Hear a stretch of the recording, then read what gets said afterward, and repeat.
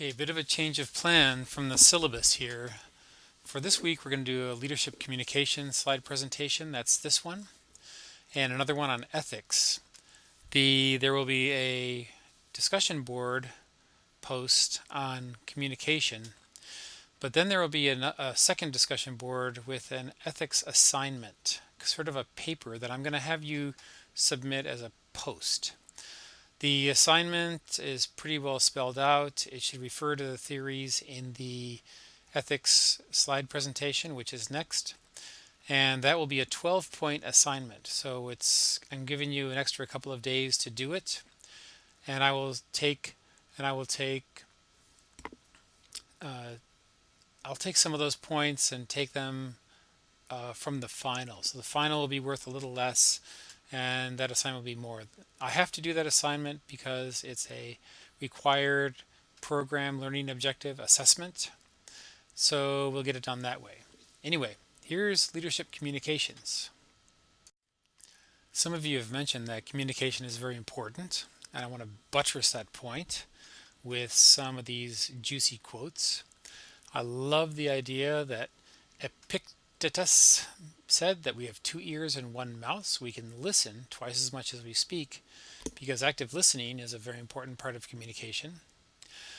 And it's love George Bernard Shaw's that sometimes communication is compounded by the fact that we don't really understand what we're communicating, the illusion that has taken place, and very often also the communication that we think has taken place is perceived as something different by followers.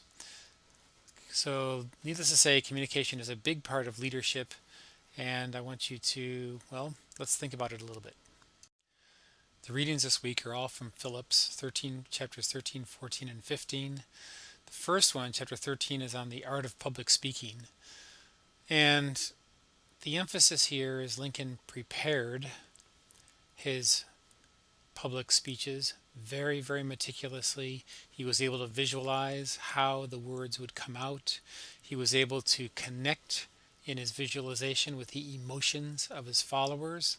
He was able to connect the emotions of his followers with the values that he meant to portray. And in all of his public speaking, he was meticulous. He was consistent. His values, he would say the same thing to everybody, same thing every time he talked, maybe using different languages, different stories, but there's a great consistency in his values. Now, the last 2 points.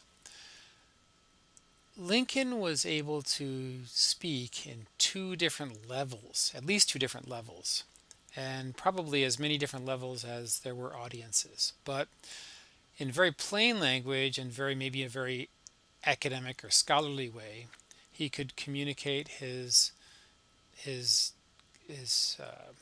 meaning directly and clearly. His Cooper Union speech probably is just a very logical, laid out argument. But he also had another level, and that comes through in some of the beautiful vignettes and stories about Lincoln. He would use a story, and he would use humor, a humorous story, to sort of emphasize his point and show another way of cutting through to the root of the problem, another way to express his ideas in a way that everybody would make sense. Now, as a farmer, or growing up in a farming family from Springfield, Illinois, Lincoln was able to use a lot of farming analogies or animal stories, and everybody could understand these at the time. So I guess a challenge for all of you is to, develop this ability to make public speaking. And when you develop public speaking by practicing, so practice whenever you can. When you public speak, get your whole emotional sense together to bring your points together. Use gestures, use voice, use everything to get your emotions or feelings across. And try to get your points across in two ways. One, maybe with a logical argument, and two, figure out a story or a vignette or maybe an exercise or a dialogue or some other way to get the point across. Chapter 14, I just want to emphasize what I already mentioned about storytelling, but two more points. One is humor. The humor is hard to do, incidentally, because as any comedian or as anybody who uses humor knows, what's funny in one audience is not going to be funny in another audience. So humor, if used successfully, that means that you as a speaker are able to connect with the culture of your audiences. Second point is, humor is not just a ha-ha funny thing for Lincoln and for a leader, a serious leader. Humor is a way to diffuse opposition. Humor is a way to convince people and influence their thinking. And I guess what you want to do is make your humor catchy and make it so that people will remember it and so that it rings true. Anyway, develop those skills. Good luck. Preach a vision and continually reaffirm it. Chapter 15. There's a message here. When I teach my strategic management classes and I talk about how a leader can affect the culture of an organization or how a leader can destroy the culture of an organization, I use this type of thinking. First of all, leaders can actually change, improve the culture of a culturally defunct organization. Take a value that you want, like hard work or integrity. Let's say integrity. Then develop, first of all, a vision of an organization with integrity. An organization that's trustworthy, that keeps its word, that follows principles, that determines what is right in its own organization and the way it treats everyone else. Preach that vision. Now, that vision is going to be useless if the rest of the organization or the rest of the organizational policies, procedures, and so forth are not reinforcing that vision. So there are two ways to reinforce the vision. First of all, preach the vision of integrity. Second of all, fire everybody in top management who has not demonstrated a history of the highest level of integrity. Let's call it crystallize at the top.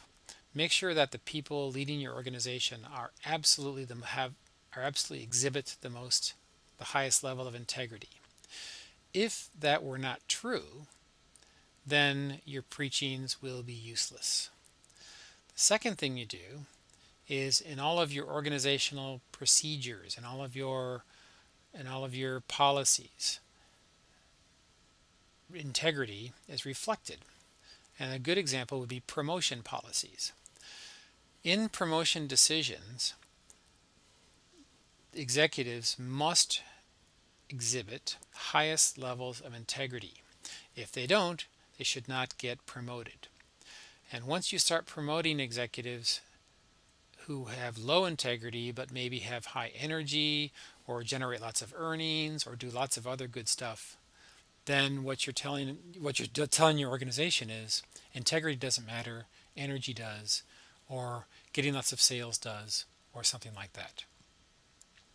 So, clear statement, but the statement has to be reinforced by having top managers who absolutely exemplify that vision, and B, have all organizational procedures, including executive performance, executive evaluation, and so forth, reflect that value. So, this organizational vision that Phillips preaches, a clear, concise statement of the direction of your organization, is only meaningful to the extent that it's reflected in the top managers and the organizational procedures. Okay, two challenges to finish off this slide presentation. Please practice public speaking and storytelling. I'm an introvert. I am not a very comfortable public speaker. I've been doing this for 20 years or so, so I guess I can claim that I've got some practice doing it, and I don't regret any second of it. I have really become a lot more comfortable speaking in front of classes, and I'd like to think that I'm successful at getting my point across a little bit, only because I've practiced. Use humor. I'm not very good at humor, but I try, and the trick is to use humor to complement, to make what you're saying interesting, and use it to emphasize a point, not as a distraction from your point. Lincoln, super at this, and he's got a real ability to connect the stories, the bank of stories he can tell, with the message that he wants to represent. And self-abasing humor is okay. The idea that the story in the book where God would not accept Lincoln into heaven because even though he's a praying man, God would think he was joking. So he's a joker. And Lincoln loved that kind of humor. Very good. Challenge 2. Develop a vision for your organization. Link this future vision to the past and present. Now, 2 points here. The future vision to the past and present is consistent with what I said in the last slide, with selecting a value, saying this is where we want the organization to go, saying that in the past we've been successful because of this value, and then the ways to make it consistent, the ways to reflect it in the top managers and in the procedures within the organization. That is a way to ensure that in the future that value will be respected. Very nice description right at the last couple of pages of the book of the Gettysburg Address. How it's a very short speech, but is very referential, very effective at linking the present to the past and the future. That's the way to make your vision stick, and the way to convince others that the vision is the right thing to do. Something to think about, at least. As leaders, you want to change things. Good luck.